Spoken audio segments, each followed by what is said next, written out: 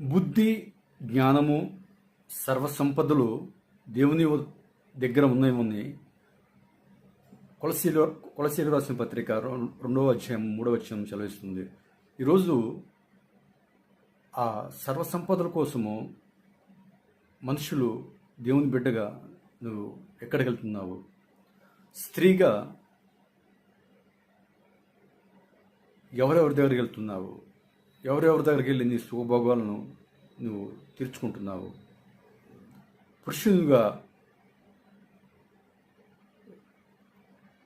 దేని దగ్గరికి వెళ్ళి నీ యొక్క కోరికలను తీర్చుకుంటున్నావు? ఆ సర్వసంపద కోసము ఓ యువకుడిగా, ఓ యువతిగా ఎవరెవరి దగ్గరికి వెళ్ళి నీవు జారత్వం చేస్తూ అడ్డగోలుగా జీవిస్తున్నావు, అడ్డమైన పనులు చేస్తున్నావు.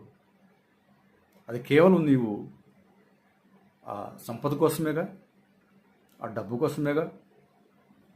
జాగ్రత్త. ఆ సంపద కోసము ఓ తల్లిదండ్రులుగా నీ బిడ్డలను, నీ కోడలను, నీ తల్లిదండ్రులను, నీ చుట్టుపక్కల వారిని నీవు అడ్డదారులు తొక్కిస్తున్నావు. నువ్వు తొక్కుతున్నావు, నీతో పాటు వారిని తొక్కిస్తున్నావు.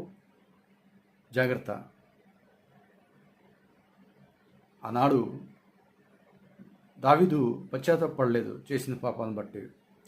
ఖచ్చితంగా దేవుడు శిక్షించాడు. ఈరోజు నువ్వు చేస్తున్న ఆ యొక్క పాపిష్టి పనులను బట్టి నీవు పశ్చాత్తాపడితే మంచిది. లేకుంటే నిన్ను కూడా దేవుడు శిక్షిస్తాడు. నీ కుటుంబాన్ని కూడా చెల్లాచెదురు చేసి పడేస్తాడు.